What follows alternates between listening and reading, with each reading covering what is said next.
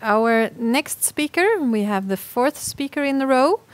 We will welcome Antti Vasemägi. Antti is professor of fish biology, and we find him at the Department of Aquatic Resources at the Swedish University of Agricultural Science. Antti will tell us about the applicability of eDNA for monitoring pike abundance in Sweden. Welcome, Antti. Thank you, and thank you for introduction, and good afternoon. Per Sundberg already gave a very nice introduction to the potential applicability of environmental DNA and a little bit wider perspective in terms of what the eDNA can be used for. And it's not only the interspecific diversity and taxonomy that we are kind of asking here, but there are also other questions important, and one of it is that can we use the environmental DNA to actually estimate species abundance? And this project actually focuses but only on a single species, so it differs from other projects funded by this really great initiative. And so why do we want to identify pike abundance using environmental DNA? And so there are several reasons for that. One is that pike is ecologically and economically important species, but at the same time, it's very hard to monitor pike stocks or abundance. So it would be really nice if we can do it using the eDNA. And with this project, we really try to go into the details and to how can we do it, what are the difficulties, and how well the eDNA abundance actually reflects the pike abundance. As a startup, so now I'm going through some of the ongoing works and then describe a little bit about the future work as well. So as a startup, we wanted to test that how well actually our molecular methods kind of result on biomass indicators using a very simplified situation. So basically we sampled the juvenile pikes and kept them in aquariums at different densities and then evaluated eDNA abundance prior to this kind of introduction, during the introduction, and after removal of the pike as well. So similar that Per was discussing. And so we used half a liter of water and a very common extraction kit for environmental DNA. And as a first results, so what we used is a quantitative PCR and a Tachman assay. So it's a kind of mitochondrial DNA fragment of 94 base pairs. And this has been used earlier in environmental eDNA work in pike. And here you can see some of the preliminary results on pike biomass in grams versus the eDNA concentrations in nanograms per microliter during 22, 46, and 70 hours after introduction of pike into the aquarium. And you can see that, and in the lower graph, what you can see is the same graph, but basically a log scale of the pike biomass, and on the y-axis there is a CQ value, which represents the qPCR kind of output, which is like on what cycle number the signal was kind of detected. So it means that the smaller the value, the more target DNA you have in a sample. So what we see is that actually the first results were quite promising. So we have a reasonably good relationship between pike biomass and eDNA. So we were quite happy about that. And so the next question, what we were then going to is that, does this reasonably nice relationship hold if we go to the larger scale? So we did this experiment this spring using adult pikes of varying size, less than kilo up to 8 kilo pikes, and then in a kind of open air tanks with a diameter of 3 meters, the tanks consisted of 10 cubic meters of water. We used double filter combinations instead of single filters in order to potentially reduce the clogging issues. So what were the results? Before I got actually to the results, we were also interested on technical details, such as which DNA extraction method actually works the best in our case.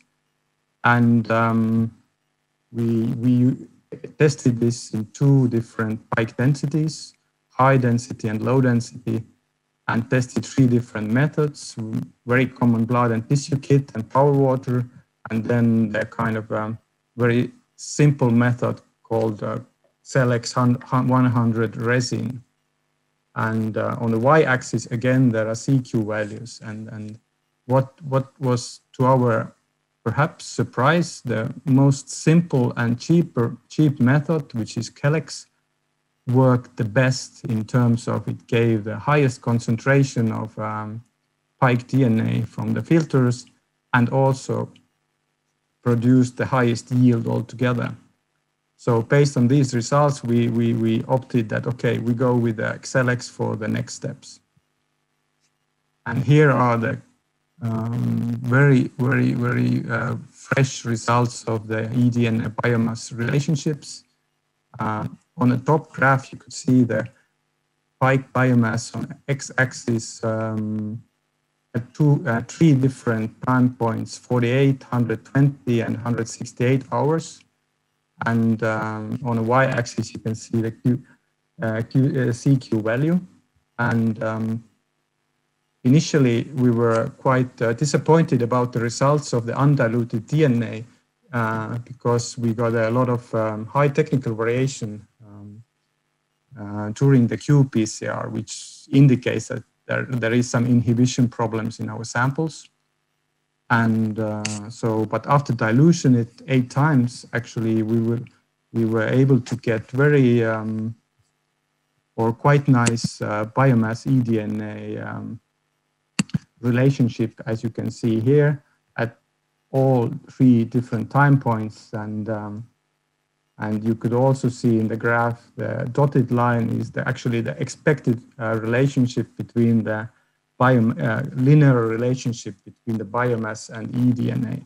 So at the end of this experiment, we were pretty happy about the results, and we could conclude that actually our approach seems to be working pretty nicely in this kind of big mesocosm scale. But there is obviously more details to look at. And for example, when we looked where does the variation comes from, it's obvious from the upper graphs that when we look, the filter replicates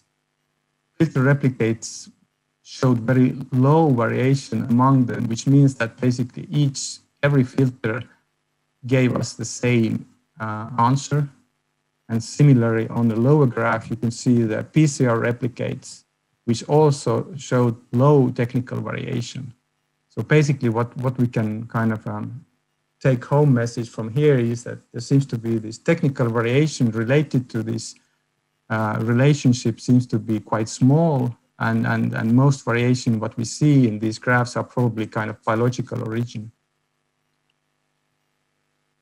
And then jumping quickly, what is still ongoing work and which had been done, which we started this spring, is that we carried out quite extensive field sampling during the spring when the pike was spawning. We sampled 22 locations, shallow bays along the Swedish east coast, and 16 bays were sampled twice. And all this effort was synchronized by another project, REFISC, conducted by Länsstyrelsen in Stockholm. And the reasoning for this is that it really gives us a unique opportunity to compare the results from hook and line sampling and estimation of pike abundance versus the eDNA. And all these filters have been now frozen and stored and will be analyzed in 2021. To think about a little bit further about the details, how actually what is the best way to sample eDNA for these kind of for both biomass estimation or also for the diversity. So we really adopted a very, very thorough approach using the transects. So each bay was sampled in 4 transects, 3 along the coastlines and 1 into this kind of a deep transect you see in the middle of the bay. And each dot here is basically 1 bucket of water that we took 1 liter, which we pooled together and then used it as a pooled sample. So we hope we have a very good kind of general samples available for biomass estimations and for next year. And here you can see some of the pictures and the participants of this, seeing how this pooling of water on the left side looks like. And then in addition, we really try to adopt very simple approaches to sample eDNA, because if this is to be used in a monitoring, the methods has to be simple. So we didn't use any fancy pumps, but really try to kind of use the most cheapest, but at the same as simplest and robust approaches, and including these kind of cartridges that contain already filters inside. So what about future work? We would really like to work more on evaluation of the effect of inhibition, work more on limits of detection, limits of quantification.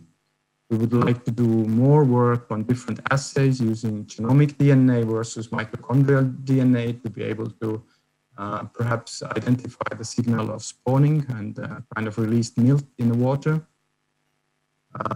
We would like to compare our qPCR results with the ddPCR, as Per Sundberg was explaining in previous presentation, and also with the metapore coding. So we could really see how different approaches perform and how much do they kind of agree on. And finally, which is for the next year, we are going to do temporal monitoring or eDNA by comparing the eDNA signal with the fish counter signal in the spawning grounds. And so all this work has been done as a really team effort. So basically we have an ePike team that contains the most important person is Eric Carson, our PhD student that you can see with this kind of a filtering, eDNA filtering gun in his hand. And then we have a supervisor committee with Martin, Josephine, and Göran. And we also have Patrick and Ophir as a master student. So it's really a group effort, and we are really looking forward for the next season and really getting the kind of most exciting results of this project. So with this, I will finish. Thank you. Thank you, Antti.